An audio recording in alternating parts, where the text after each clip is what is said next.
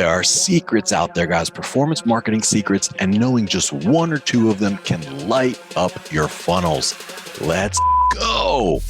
This is Performance Marketing Insiders. I'm Chris Mechanic. Join me as we go deep into the secrets of the world's elite marketing minds. Performance Marketing Insiders is sponsored by Web Mechanics, the AI-driven performance agency that makes you smarter. Hello, everybody. Welcome to another episode of Performance Marketing Insiders. I'm so super duper excited for today's guest. Today's guest is a visionary. He's a published author. He's a CMO many times over. He spent a lot of time at Proctor Gamble in his earlier career, which, as you know, is one of the best marketing companies of all times.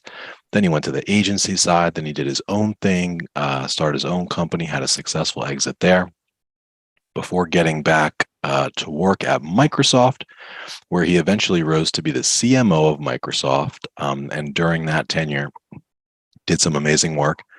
Met Sprinkler, was Sprinkler's first client, and then Sprinkler recruited him to build the go-to-market for their big turnaround, which you did obviously very successfully.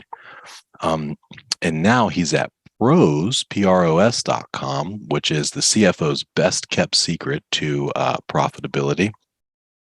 And just an amazing guy. I mean, you want to talk about blending the old with the new. He's like a student of many of the greatest copywriters of all times, and he's probably got swipe files for days. So I love speaking with folks like you. Everybody, welcome Grad Conn to the show. Thank you. That was a super awkward intro. Yowzers.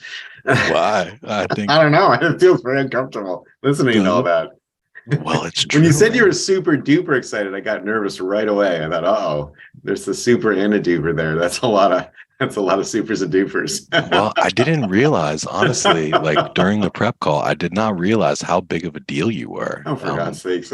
I'm serious, man. You've Stop it. Oh my God. Serious, oh my God. Stop right now. Got some serious street cred. And he's modest to boot.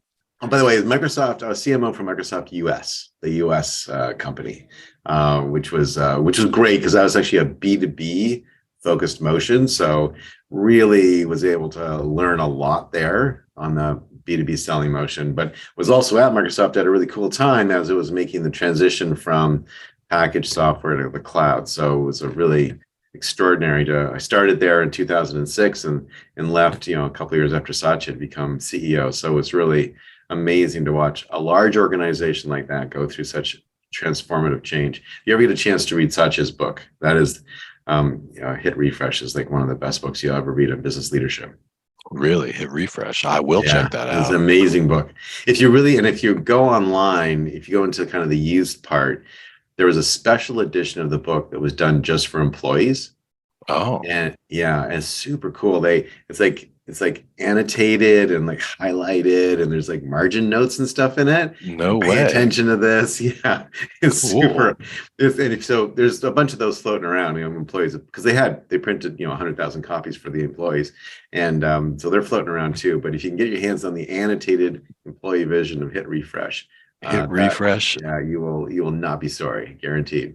Employee division. I'll see. Maybe we can find a copy of it somewhere online, or I'm just searching it. But we'll look around and see if we can't locate the employee edition and post it. Best thing about that book is he wrote it before the pandemic, so he wrote it reasonably early in his tenure, and his leadership and the outcomes and results of the company have continued to accelerate since then. So it's one of those, often people will write a business book about how awesome they are, and then like 2 days later, everything goes off a cliff, right? Yeah. They film on the weeds themselves. But this case, the book was a precursor to just an amazing run forward. So everything that he's talking about in the book was true at the time and has become even truer since then. So that's why I think it's one of the best books written, at least in the last couple of decades. That's awesome. Well, yeah, I can't wait to learn all types of stuff from you, Grad. And that our audience loves the secrets. They love the shortcuts, the 80-20s. The secrets. That's right. To start off, like, what is one of your secrets to success? Like, how have you been so successful in your career? It's an interesting. I'm not sure I would characterize it that way.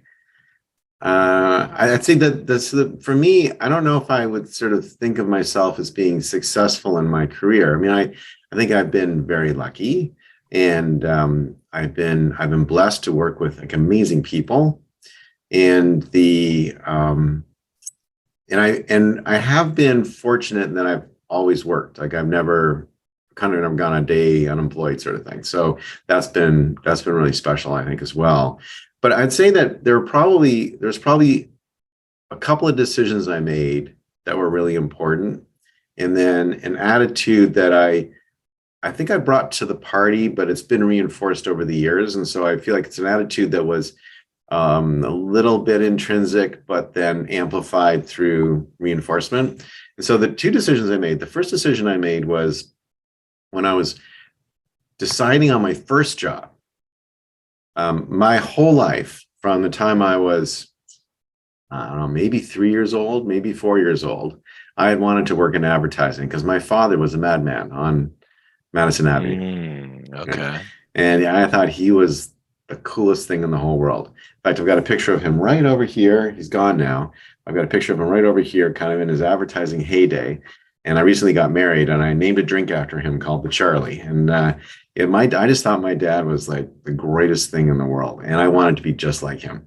And the first book I ever read was a book called Scientific Advertising by Claude Hopkins. I was like, the first book I ever read. Really? And my dad gave it to me to read, and I was like, this is the greatest thing ever. And I was an early reader. And so I only wanted, at some point, I don't know how this got in my head, but I only wanted to work at Ogilvy and Mather. That was my sole goal in life from the time I was probably 5 or 6 years old. And I pursued that goal single-mindedly, even though I kind of got stuck back in Canada, and there's a lot of like obstacles to kind of doing that. And as I graduated from college, I ended up with a job at Ogilvy and Mather. Like I had it. I also got a job offer from a bunch of packaged goods companies because I had sort of just, kind of spread my bets a bit, including Procter Gamble. And I had thought Procter Gamble was definitely not for me. Blue suits, red ties, white shirts, get a clock in at 8:30, a clock out at 5:30. Just, everyone goes to lunch at noon, everyone comes back to the desk at 1. Like the whole thing just seemed like something on how to succeed in business without really trying. It was just like, it seemed anachronistic. And I thought that is definitely not the environment for me. And the more I learned about P&G, the more I realized it was an amazing company and an amazing place to learn. So I went to Bill Richardson, who was the managing director in Ogilvy, who had offered me the job. And I had 3 or 4 meetings with him. And I said, I'm torn. I mean, I really want to work here. It's my life's goal. But I've got this weird offer from P&G that I can't get out of my mind. And Bill's like, well, you got to take the P&G offer. I'm like, why? He goes, well, you only get offered at a school. That's it. This is your one chance to work at P&G. He said, I worked at P&G.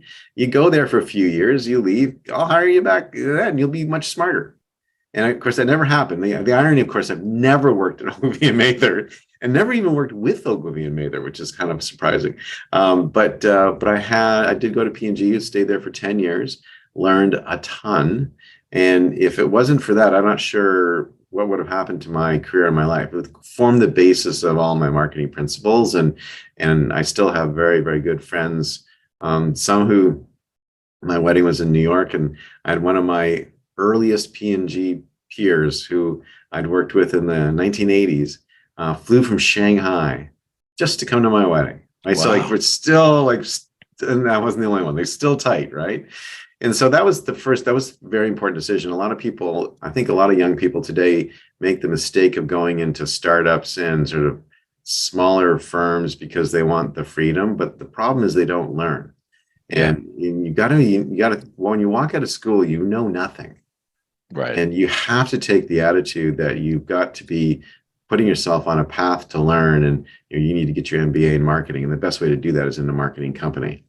The second big decision I made was after then going into startups after 10 years at P&G, and I spent 12 years doing startups.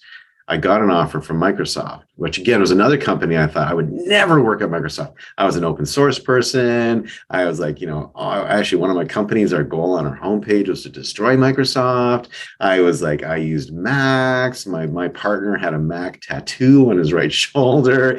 I was in EFF was like in our offices, and we kind of helped fund them. Like it was like I was in a whole alternative world, which Microsoft was the enemy to. And I got this offer, and it was kind of intriguing. And they actually liked the open source part of my personality because they wanted to build an open source cloud product called Health Vault. And ended up going there and launching the company's first cloud product.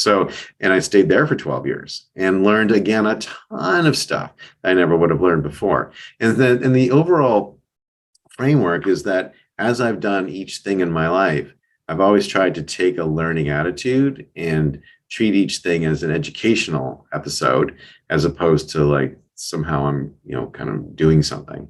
And I think Satya did this brilliantly. He talks about this in the book we were talking about at the beginning, where he says when he was obviously part of Microsoft because he'd worked there for a number of years. But when he sort of walked into the mindset of the CEO of the company, what he looked at is he saw a company that had incredibly smart people in it. That's one of the defining textures or defining qualities of Microsoft is that the people who work there are just wicked smart, which carries with it some good and some bad. And the bad that had sort of started to take over was the company had started to behave like a bunch of know-it-alls, which is a characteristic of really smart people. Yeah. But know-it-alls with customers, know-it-alls with partners, know-it-alls with suppliers, know-it-alls with each other, and with capital. Yeah, it's just kind of a caustic environment, and so he did this brilliant sort of judo move in his first email to the whole company. All the first years of emails, the first year of emails from Satya, which were all transformative emails, are on the company's site today. So you can go read them on the investor site at Microsoft.com. But he said, I want us to change our attitude. Instead of being a know-it-all company, I want to be a learn-it-all company. Brilliant. Because he basically took the same coin, which is people like who are smart. People who are smart like to know a lot of things. People who are smart also like to learn a lot of things. Yeah. And then he modeled learn it all by he was taking classes at University of Washington, and he was like doing courses, like he was reading books, and he would send out the book he'd read that week to everybody. Like, and everyone's like, oh my God, like somehow Satya's finding time to read these books.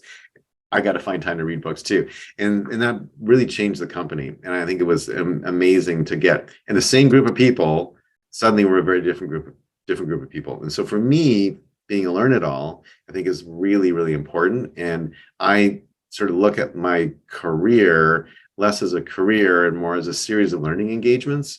And I'm attracted to things that I can learn from and that I can have fun doing. And so I don't always make the most fiscally awesome decision, but I always make the best learning decision. And I think that's worked okay for me so far.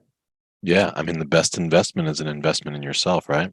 Right. But I mean, it's how you stay young. It's how you enjoy life. It's what makes life interesting.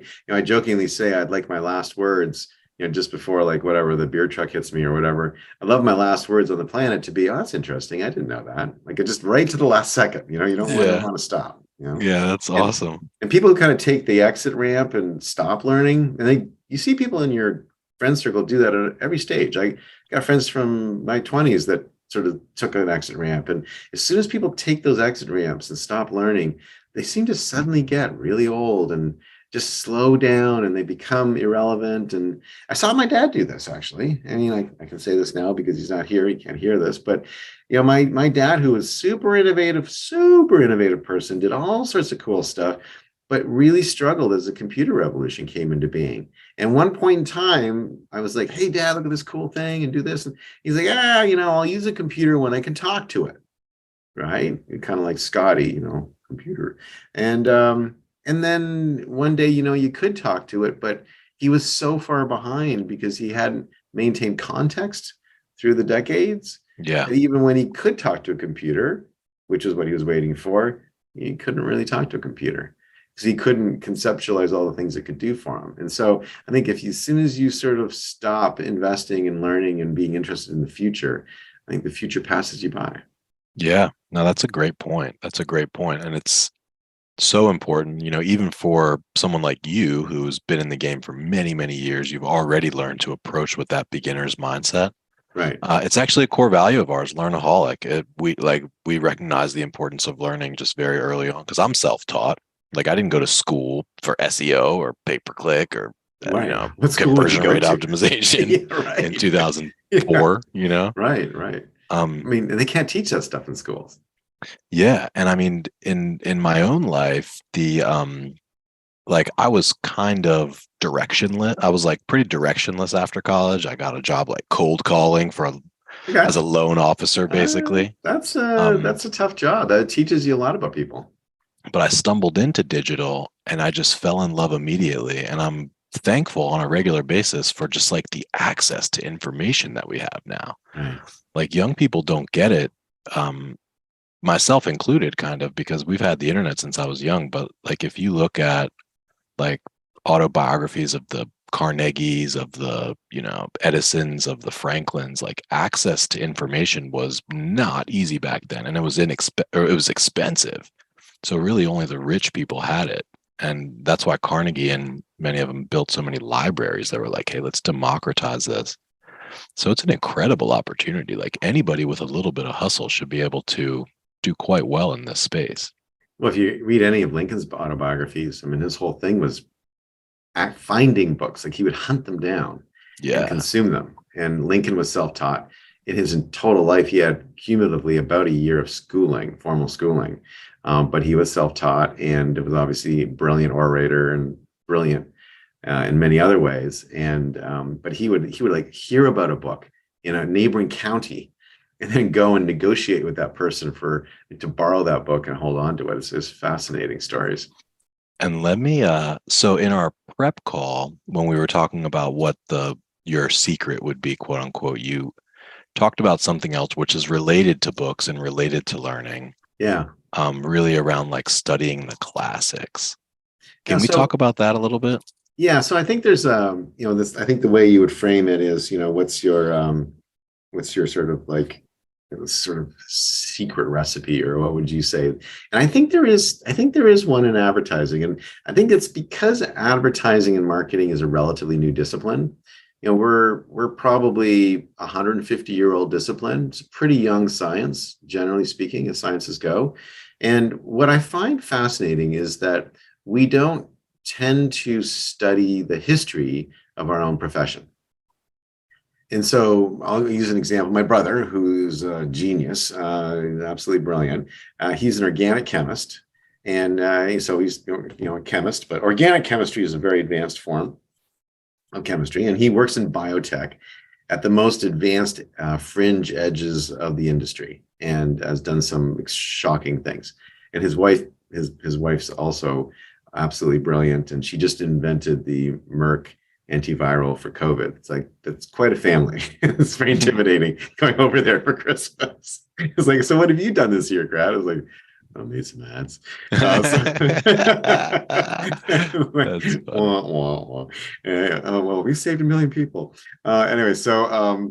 So he still knows the periodic table of elements, right? Which is pretty old. Like a periodic table of elements, they started working on that back in the 1600s. And it's not like when he started studying, he's like, periodic table of elements, oh, that was like 50 years ago. I don't need to know that. He had to know it. It's a building block that you build on top of. If you look at great painters study the masters.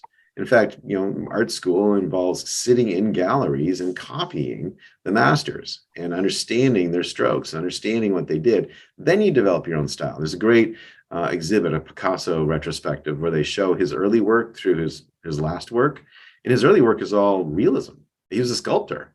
And they're looking at these busts, and they're like just photographics, sort of busts of himself and other people. And you're like, oh, this is not Cubism at all. Cubism evolved from understanding. I don't know why it is in advertising and marketing that people don't study what people have done before, because a lot of what we're doing, it's the science of persuasion. So there's a scientific element to it. And the very first book written on advertising was that first book I read, Scientific Advertising by Claude Hopkins. And there is some language, like, there is vernacular of the time that sounds dated to our ears, but it's not even Shakespeare. It's still completely understandable. It's just maybe the word choices are a bit different. It's not quite as casual and stuff.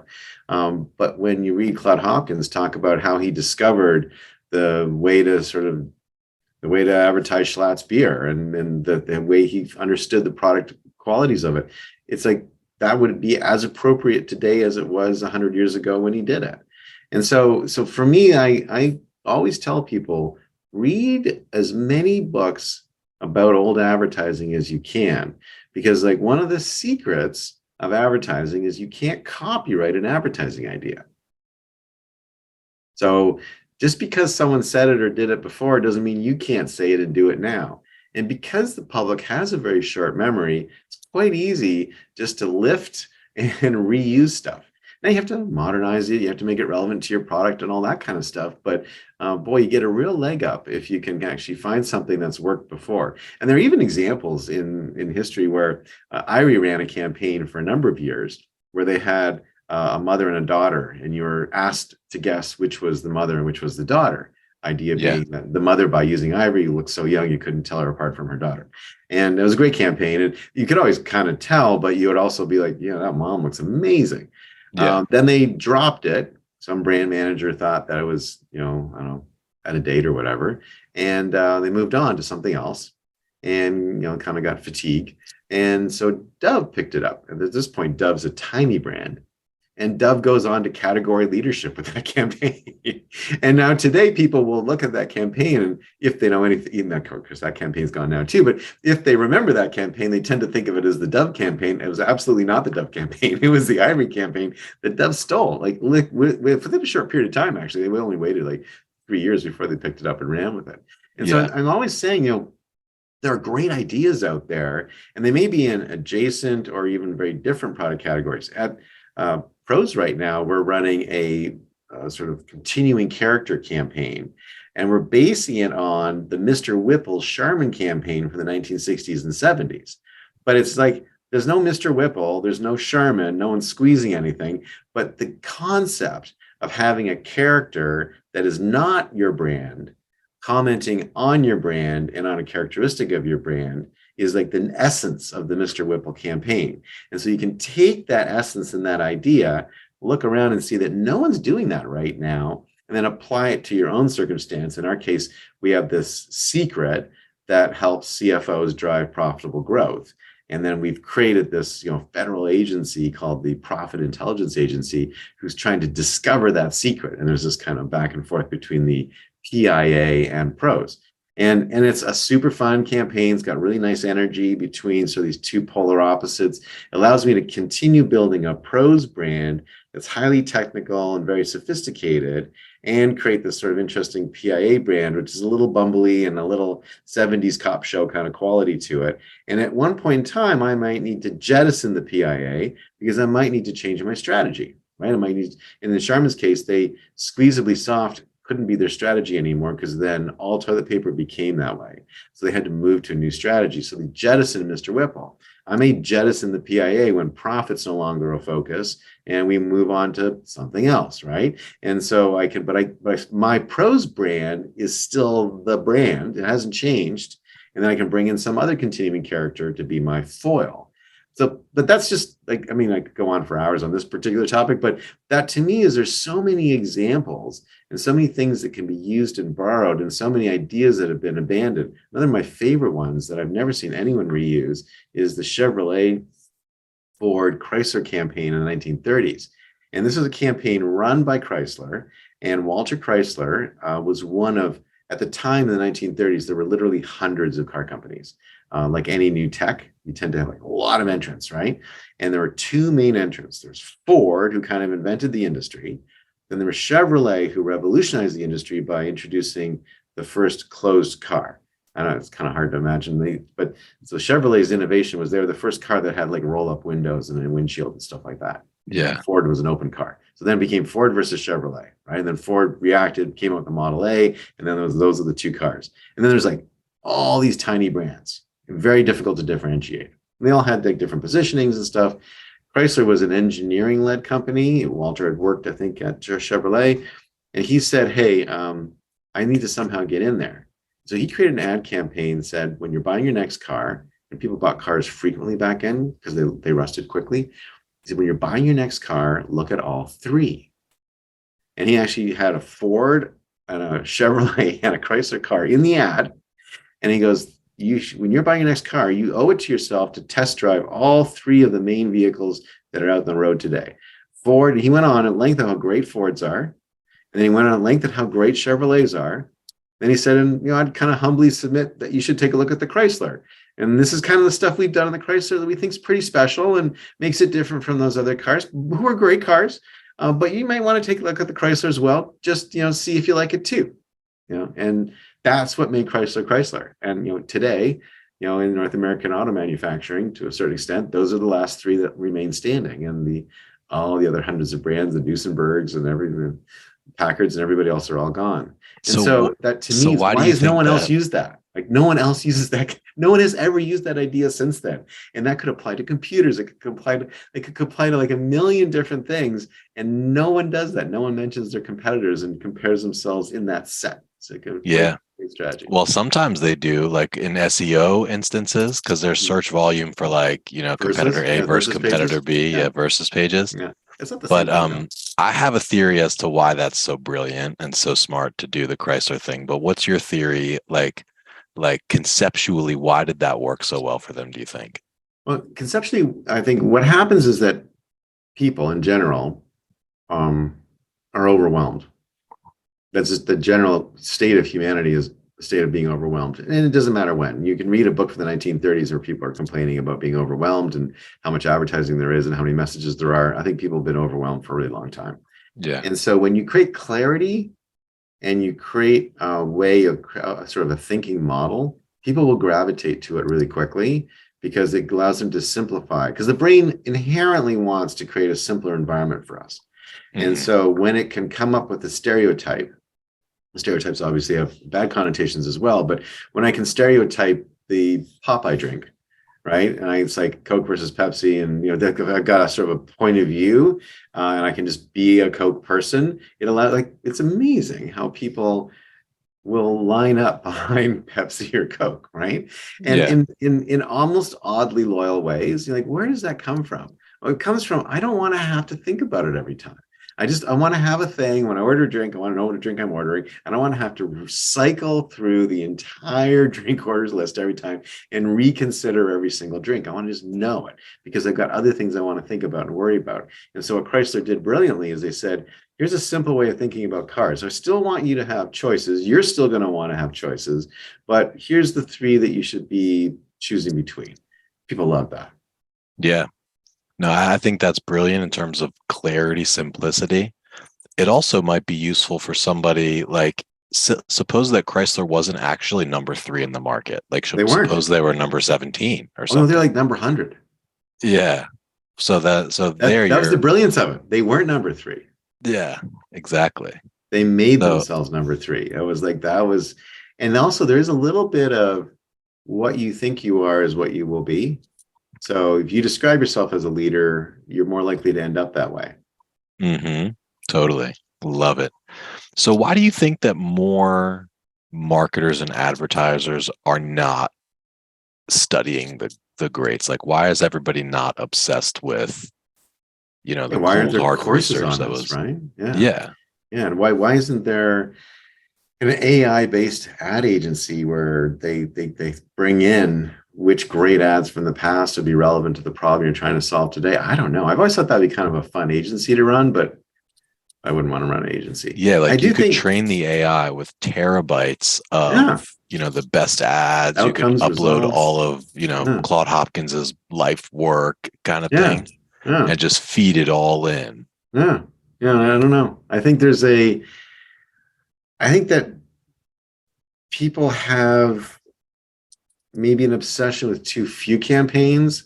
We ask people, tell me an advertiser that you respect, and they'll say, oh, Apple, and and so they'll pick like these iconic campaigns that no one else will be able to run ever. And so that may be part of it. Maybe part of it is just a lack of academic discipline. There aren't really a lot of ad courses taught in the universities. That's not, I Yeah. mean, I went to school for business and I was in marketing, and I walked out of 4 years of marketing at a top flight business school in Canada. Oh, a bit of a condition there. But it was like I had zero advertising education walking out of that school. Mm-hmm. And no one taught me a single course in advertising. I don't know. The thing that's also fascinating to me is that there's so many books written in the field. Almost everyone who's run an agency of any size has written a book.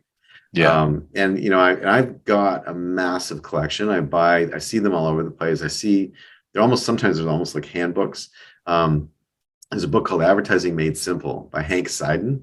It's one of my favorite ad books, and it was run just for clients, so it's not really like published.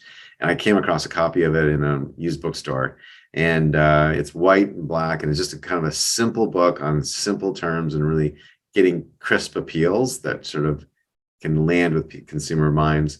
And I was at a party and I randomly mentioned this book, and the person just to my right, who I wasn't actually talking to, whipped his head around and he said, "Did you say Hank Seiden?" I said, "Yeah." He said, "I'm Bill Seiden. I'm his son." And I'm like, "Oh, cool." And he's like, "Did you just talk about my dad's book?" I'm like, "Yeah." And then we ended up this whole discussion about that. And so there's a lot of books out there. One of my favorite, sort of the most relatively modern, is a book called Mad Women by Jane Moss, and Moss is Maas. And Jane is she died recently, but she's one of the greats. A Big Life by Mary Wells is another great one. Yeah. But in Mad Women, Jane talks a lot about what it was like to create ads, particularly in the 1970s, Mm-hmm. and how she found great ideas. And then she wrote a book with Ken Roman called How to Advertise, which would be almost like a slightly more modern version of the David Ogilvy on advertising book. And it's like, I think, but you can read these books reasonably quickly and consume them. But I think you have to genuinely love advertising to do it. And I've always had a sneaking suspicion that a lot of people in marketing ended up in it accidentally, or ended up in it not really wanting to be in it. Like, I think what sometimes differentiates me, and maybe potentially something that's a secret for me, is I have only ever wanted to do this. Yeah. You love it. And I love it. And you studied in your free time. I will never have enough time in my life to read, consume, and see as many ads as I want to see. I just won't. Because obviously there's such volume, but I can't get enough of it. And when I first started at Proctor Gamble, for my first 2 years, I went and got the reels of every ad the company had produced. And then after work every night until late, I would watch every ad the company. So I ended up seeing every ad the company had produced for TV from 1948 to sort of the mid 80s over the course of a couple of years. And it was an amazing education, because I also had the business results behind them all. And you could sort of see that. But again, just to do that was a, I don't know, multi-100-hour effort. Or maybe multi-1,000-hour effort. And most people don't want to do that for some reason. And there are not enough aggregated books that talk about what the best way to do it. I do actually think that, I mean, we were sort of maybe joking a little bit a second ago, but I really do think that AI might have the ability to scale inside this area in a way that people could actually get more educated and leverage advertising, and a chat GPT for advertising. And I think that could be something there. I'm not tomorrow, but have you seen Jasper or Copy.ai? I have not seen either one of those. Check out Jasper AI and Copy.ai. They're both basically trained on direct response copywriting principles. Brilliant. Well, I'm definitely going to be playing with those this afternoon. Totally. Yeah. Cool. Well, I'm loving this conversation. I could go forever and a day. We're way off track. Well, not way off track, but we're a little bit off track. I want to bring it back. I want to talk about PROS a little bit. I know you've been there just about a year, so probably you are still getting acclimated to some extent. But tell us about like what's working really well for you there. Well, PROS is an interesting company. I went there for 3 reasons. One was the culture of the company is wonderful. It's a really fantastic culture. Actually, very similar in all the positive ways to Microsoft. It's got a lot of it's got very smart people. People have a high level of respect for each other. It's a very engineering-led culture, so very strong that way, which is very comfortable for me. I enjoy that a lot. I'm kind of, on my first sort of orientation call when I just introduced myself, I kind of geeked out, showed everyone my Lego collection, talked about, Jerry Anderson, and I got a lot of really positive feedback from that, and that doesn't always happen. So I really love that part of the culture, the culture, and love that part of the company. The second thing is that I think the company is poised to really explode over the next few years. And I've long admired what Qualtrics did, where they took a relatively stagnant category, which was surveys, and blew it out into customer experience and really added a lot of value to Qualtrics, and Qualtrics shareholders benefited extensively. And I think the same thing can happen at PROS, because we are sitting on top of the tools to help people manage both price and cost in the kind of complex omni-channel, multi-customer, multi-price, inflation-driven environment that we live in now. And most companies are trying to manage those things with spreadsheets, and it's becoming impossible to do. And so PROS is the leader in being able to help people do price optimization and management, cost optimization and management, and configure price quote. And that's sort of end-to-end, from figuring out what I'm selling to what's going to cost, to being able to produce a quote and get that to a customer. It's a pretty powerful process. And so we actually doubled deal growth in the last year, which is Wow. like a really good sign. And then the company has got some amazing stuff coming down the pipe. And the third reason was that in order to do what we do and to do it so well, PROS has got a very, very substantial AI practice. And we just launched our Gen 4 technology, which is the same kind of neural network technology that you see in ChatGPT. And it allows us to help people guide to price and costs without a ton of history and without a ton of segmentation. So, it's a very responsive network to be able to see what people are using to make pricing decisions, and then make pricing recommendations accordingly. And we've been deploying this in sort of test cases over the last year with a bunch of our closely held customers, and the results have been astounding. And we're starting to actually win customers just because of this neural network technology, which no one in the industry has. And so it's very exciting to be, AI is very important to me. I like to be on that leading edge, but I also like to be in a company that is on the leading edge of AI. And just for perspective, we're very tight partners with Microsoft. We run on Azure. We did 2.2 trillion transactions last year. That's more transactions than like all of Visa and MasterCard and Amex put together. That's more than all the tweets on Twitter. It's actually 2.2 trillion is a little bit more than all the stars in our galaxy, and a little bit more than all the galaxies in our universe. So it's a big number. And because of that, because of the size of that training set, we can predict, and we can see things that it's very difficult to see if you don't have that. So it's a very, very interesting company sitting on a very interesting data asset and with some really spectacular tools. And I felt when I met them and was introduced to them that their kind of one of their core needs was just to be able to tell their story better. And they had a bit of an engineering mindset. And this is not meant critically. It's just an observation that a lot of engineers have if I build a better mousetrap, they'll come. And that would be a good example, would be ChatGPT, right? They didn't do any advertising. Now, there's a point at which you get to where that's sufficient. And then there's a point where you need to sort of push with marketing. And I think that PROS has gotten to a very good size with the engineering mindset of building a better mousetrap. And I feel like if I can kind of come on and I sort of be that extra booster rocket to take it to the next level and let everybody know what's going on in this company and how powerful it can be, we can create a lot of shareholder value here. Yeah, no, I could totally see that. How are you guys getting deals? Like you mentioned, deal volume doubled. Like where are your deals coming from right now? Well, we have a direct sales force. We obviously have an account-based marketing motion in marketing, and we have kind of a large SDR team, and we have a social SDR team, which is a little bit of a different animal. But Cool. I'm sort of prospecting both in social space and in sort of LinkedIn and sort of email space. But we're just trying to get to CFOs and helping them understand that there's a way to manage their costs and pricing better so they can drive profitable growth. The thing that's happening because of the way the markets are working and what's happening with capital, companies won't be able to grow with M&A over the next couple of years. It's going to be very difficult. So what you'll see is organic growth. So growth from existing operations becomes very important. And so for CFO, it's like, how do I optimize my organic growth? How do I charge more for what I'm building? How do I pay less for what I'm bringing in as inputs?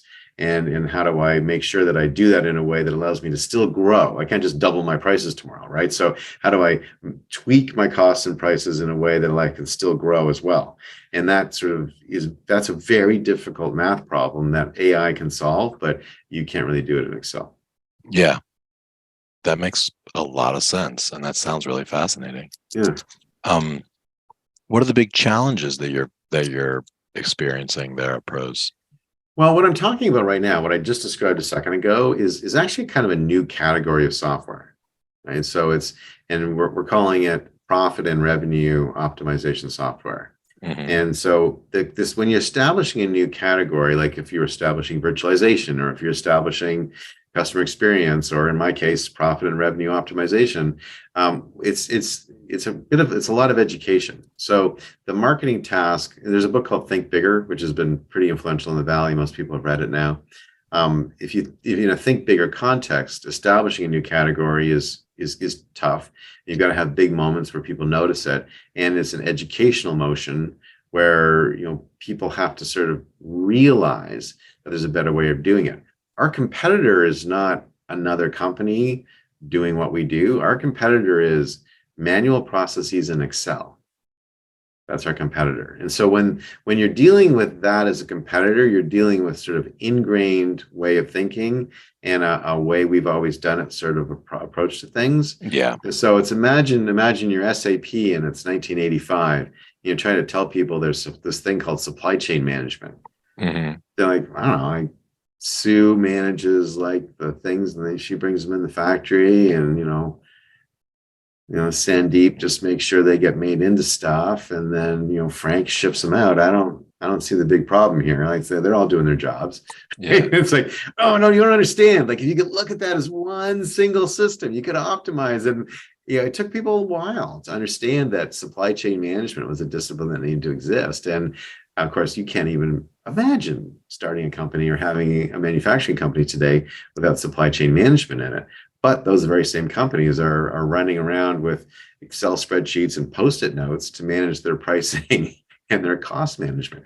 And so we've got to try to do the same thing in that office as what SAP would have done in supply chain management. So it's a very interesting marketing. You got to educate the market, basically. It's a very educational motion. Yeah, very educational motion. And of course, the sort of the flex in any software company, in any tech company, I think there's this natural flex to the tech. Right? There's a natural flex to speeds and feeds. It's just I even fall into it, and I'm like literally do lectures on how not to do it. But you naturally get so excited. And I naturally do get excited about technology. You get excited about the tech, and so you start talking about neural networks and like all this kind of stuff that I was just doing 10 minutes ago, right?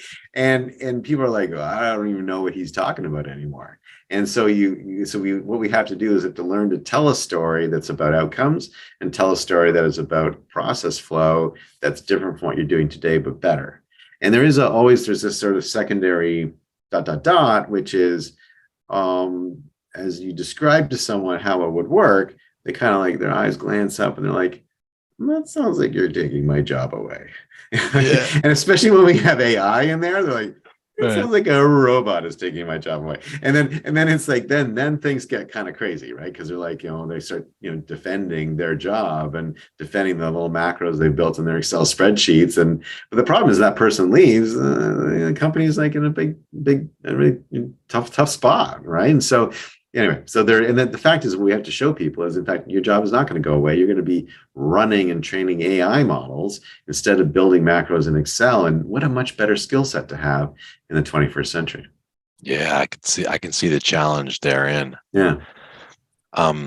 Grad, I wish we could talk for a long time. I know that our time is just about up, so I want to wrap. Will you come back one time? I feel Sure, like we should anytime you have want. a follow-up to this. Yeah, I'd love to. I love this. But for the time being, for the folks listening that are also, nerdy, kind of old school direct response students of the Claude Hopkins, of the Ogilvies, of the the masters, of the Don Caples, which I personally am. If you are loving this, please drop us a like, a comment, share it with a friend. Grad, like I said, will include all the links to all the books that we mentioned, as well as some of the other tools in the show notes. But let everybody who's listening know if they want to learn more about you or PROS, where you would direct them. Go to my LinkedIn page, okay. Grad Conn, and we maybe throw the QR code up. But just go to my LinkedIn page, and from there you can find my blog. My blog's got a lot of the stuff on it. I've done a podcast. I've done a couple hundred podcasts on my own. You can find your way to those. You can find your way to PROS and find your way to the Profit Intelligence Agency website. So like it's all there. But LinkedIn's the good jumping off point for everything. Very cool. All right, well, Grad, stay on the line. I've got a couple other things for you, but for everybody else, have a great day. Happy marketing, happy advertising. We'll see you next time. Happy selling, everybody. And that's a wrap. Thanks for joining us today. For show notes and other episodes, visit us at performancemarketinginsiders.com. This podcast is sponsored by Web Mechanics, the performance agency that makes you smarter, offering AI-driven search, paid social, analytics, and conversion rate optimization for financial services, health, B2B, and SaaS brands that know. Hey guys, exclusive for listeners of this podcast, you can get a performance marketing assessment for free. And this isn't some cookie cutter automated report. It lays out detailed, specific things you can do right now to unlock limitless growth and nirvana level personal satisfaction. To claim your free assessment, just go to performancemarketinginsiders.com/audit and you'll have your custom report within just a few days.